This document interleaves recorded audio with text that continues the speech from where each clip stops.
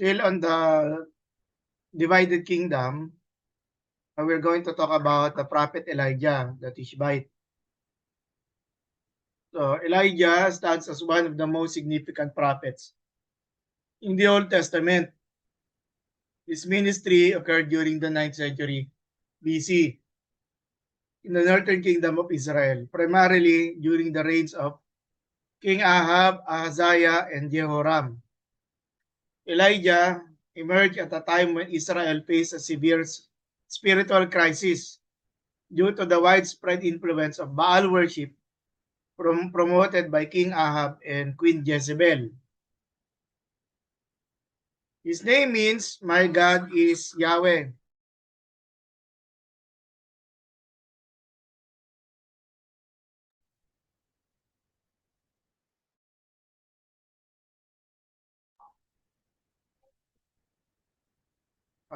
My God is Yahweh perfectly summarizes the central theme of his life and ministry, the exclusive worship and sovereignty of Yahweh. Elijah's story is recorded mainly in 1 Kings 17 to 19, and then 21, tsaka beginnings to 2 Kings, chapters 1 and 2, where he appears as a fearless defender of covenant faithfulness and a prophet whose ministry resembles that of Moses. Elijah ministered during the reign of the Omri dynasty, one of the most politically successful but spiritually corrupt periods in Israel's history. King Omri strengthened Israel militarily and economically, while his son Ahab expanded political alliances through marriage to Jezebel, a Phoenician princess. Yung Phoenicia, which is northwestern, no? Yung kasalukuyang bansang Syria o Lebanon siguro. Through a marriage to Jezebel, this alliance introduced and promoted the worship of Baal, a Canaanite storm and fertility deity. The biblical writers portray Ahab as particularly wicked because he institutionalized Baal worship and encouraged religious syncretism among the Israelites. Ang syncretism po ay yung pagko-combine po ng elements ng religion, no? Yung religion ng pagsamba kay Yahweh at sinamahan ng Baal worship. So kaya po siya syncretism. When it comes to morality, ano po ito, compromise. Elijah's ministry must therefore be understood against the backdrop of national apostasy and covenant violation. So ano po yung mga major events sa buhay ni Prophet Elijah? Una, the drought and God's provision. Elijah first appears before Ahab announcing a devastating drought as divine judgment upon Israel. 1 Kings 17:1. Sa atin, siguro yung version nun, yung matinding El Nino. Since Baal was believed to control rain and fertility, the drought directly challenged Baal's supposed power. During this period, God miraculously sustained Elijah through ravens and later through a widow in Sarephat. The widow's flour and oil did not run out despite the famine, demonstrating Yahweh's provision and care. Now, sumunod na important event yung the contest at Mount Carmel. The famous event in Elijah's ministry occurred in Mount Carmel, 1 Kings 18. Elijah challenged 450 prophets of Baal to a public contest to determine the true God. Both sides prepared sacrifices, but neither was allowed to ignite the fire. Kailangan yung apoy galing sa Diyos na kanilang ipinapanalangin. Elijah then prayed briefly and Yahweh responded with fire from heaven that consumed the sacrifice, altar, the stones, and the water. Kaya patunay na si Yahweh ang tunay na Diyos, yung Diyos na kinikilala ni Elijah. And then yung si Elijah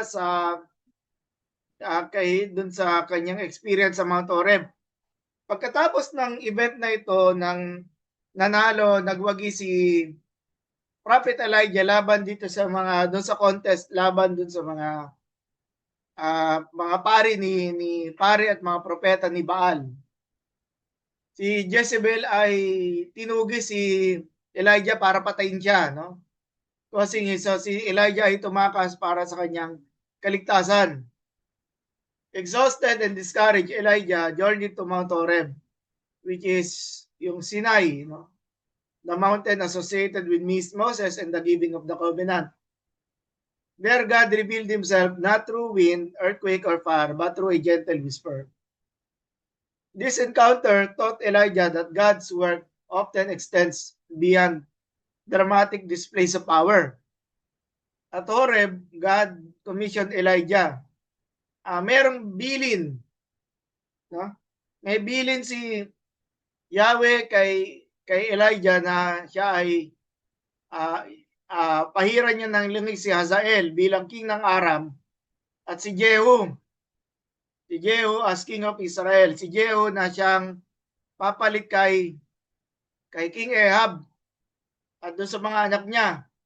At maging pahiran niya ng langis si Elisha. No, yung Tagalog nito ay Eliseo na siyang papalit kay Elijah bilang magiging propeta. And then yung pang-apat, yung tungkol dun sa ubasan ni Nabot, no? Vineyards, Nabot's vineyard. One of Elijah's most important prophetic confrontations involved Nabot's vineyard. Ahab desired Nabot's property and Jezebel orchestrated Nabot's unjust execution. Gusto ni King Ahab yung ubasan ni Nabot kasi malapit ito sa isa sa mga palasyo ni King Ahab. Ayaw pumayag ni Nabot. Kasi ang sabi niya, itong lupa na to ay pinamana pa sa kanya nung kanyang mga ninuno, which goes back dun sa distribution of land dun sa mga tribes, no? Kaya ayaw pumayag ni Nabot dahil dun sa tradition na yung ubasan na yon ay ibinigay na ni Yahweh sa kanilang family. At nalungkot dito si King Ahab dahil nga ayaw pumayag ni Nabot. Ang ginawa ni Jezebel, gumawa siya ng paraan para ipapatay si Nabot. Kumuha siya ng mga bulaang saksi. At ganoon nga, nakuha ni King Ahab yung siyempre, napapatay ni Jezebel si Nabot at kinuha ni King Ahab ng puwersahan yung ubasan niya ni Nabot. This episode highlights the prophetic role of defending justice and holding rulers accountable to God's moral standards. At dito, ang tumatayo na nagtatanggol, malungkot lang kasi patay na yung kanyang ipagtatanggol, no? Ay si propeta Elijah. Elijah demonstrates that covenant faithfulness includes not only proper worship, but also social justice and ethical conduct. At panglima, nung pagkatapos na mapahiran na ng langis ni Elijah si Eliseo, Elijah's earthly ministry concluded in a remarkable manner. Rather than experiencing death, he was taken into heaven by a whirlwind while Elisha witnessed the event. Elijah's departure symbolize yung meron chariot, no? Na sumundo kay Elijah rather. Elijah's departure symbolizes divine approval of his ministry and marks the transition of prophetic authority to Elisha.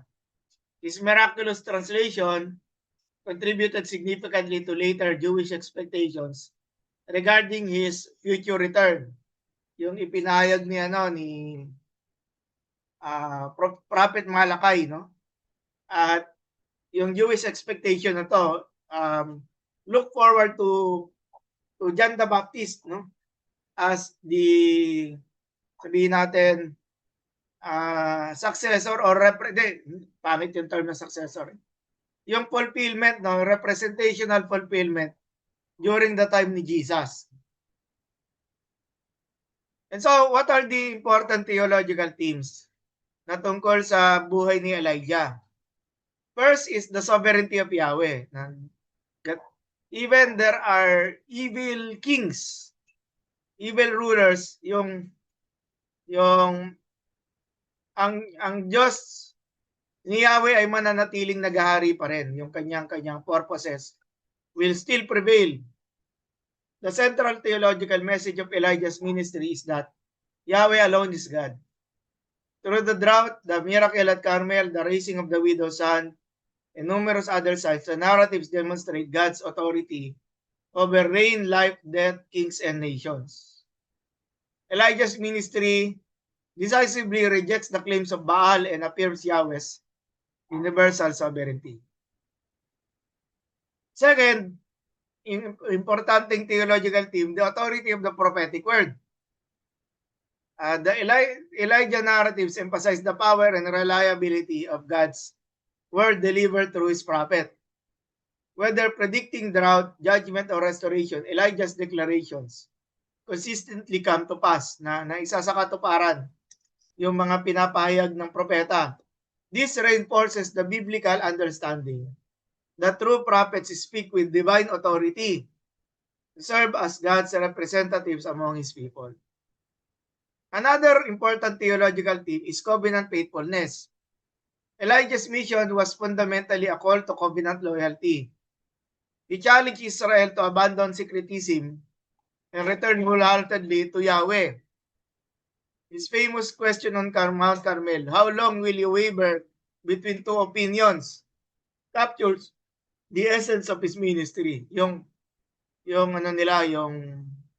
pag-welcome nila sa paganism, sa pagsamba kay Yahweh. The prophet demanded exclusive devotion to God and rejected any attempt to combine Yahweh worship with pagan practices. Fourth and last theological theme, divine mercy, divine justice, and mercy. While Elijah announced severe judgments, his ministry also revealed God's mercy.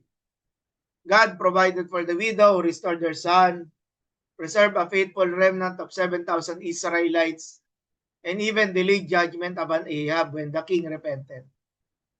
These events demonstrate that divine justice is always balanced by divine compassion. Now, how do we close itong sa episode na to kay Prophet Elijah? Elijah remains one of the most influential figures in biblical history.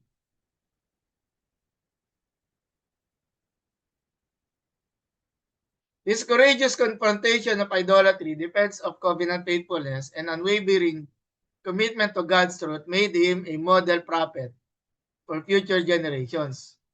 Through his ministry, Israel learned that Yahweh alone controls creation, directs history, and deserves exclusive worship.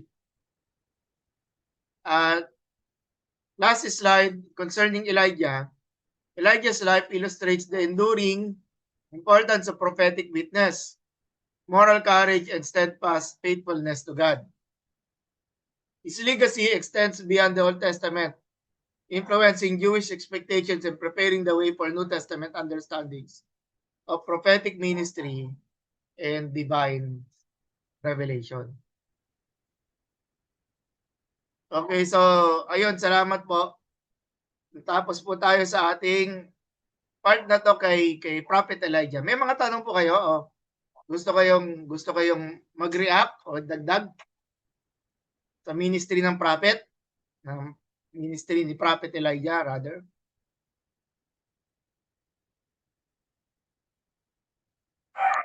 Pastor, question. Opo, Pastor Andrew. Pastor, yung, di ba, Elijah was taken by chariot of fire. And this is a picture of maraming theologian ang nagsasabing this is a picture of a rapture.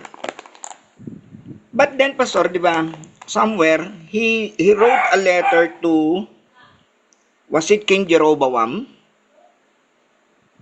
Yung alin po? Si Elijah after he was taken to heaven. Pero somewhere, sumulat pa siya ng letter after that. Hindi po. Si Elijah was a non-writing prophet. Non-writing. Unlike sila Isaiah, Jeremiah, Ezekiel. No? Sila yung mga writing prophets. Si Elijah and Elisha they were not writing prophets. Pero siguro with regards to sending messages, ganun na lang. Mas yung nagpapadala ng messages through servants. Yun, pwede nating masabi. Pero hindi na preserve yung mga writings nila, no? Kung sila man ay nagsulat, pero yun nga, dahil they were considered as non-writing prophets. So, wala silang naipamana, unfortunately, na mahalaga sanang mabasa natin sa time na to. So most likely they did not, kung may naisulat sila, it was not preserved. So, yun yung problem. Pero Pastor, di ba nasaan po kaya siya noon nung sumulat siya? Kasi may mga views na yung message na yon was written before he was taken to heaven, or may mga view naman na it was written after he was taken to heaven. Ano po ang lahat doon? ng po ito ay oral tradition, Pastor Andrew. Opo. Ibig sabihin, sinasaulo nila. No? Hindi pa, kasi yung concept ng na ako hindi ko rin alam bakit si Elijah ay hindi nagsulat. Pero what was kept yung tradition, yung oral tradition na ipapasa nila sa mga salinlahi, pwede nating masabi yung tradition na yon si Elisha ang bilang successor, si Elisha ang nagpatuloy. Kasi yung questions na sino ang magsusulat kay Elijah, si Elijah ay mag-isa, di ba? Nung nandun siya sa Horeb, nung nandun siya sa presensya ni Yahweh, di ba? So, sino ang magsusulat tungkol doon? So, oral tradition po yon, Pastor Andrew, na naipasa. At papalad tayo dahil merong nagsulat para sa istorya ni Elijah. Okay po, Pastor. Salamat po. Siguro karagdagan, unlike doon sa mga kings. Yung sa mga kings kasi lagi sinasabi, with regards to the life of king ganito, it was written aren't they written in the annals? No? Annals, opo. Meron silang mga sekretary na nagsusulat tungkol sa talambuhay, yung sa atin ay biographies. Right. So kay Elijah, oral tradition yung nakarating. So thank you po. Okay po, Pastor. Salamat po. Opo. Salamat din po, Pastor Andrew. Okay Meron po. pa iba pa magtatanong?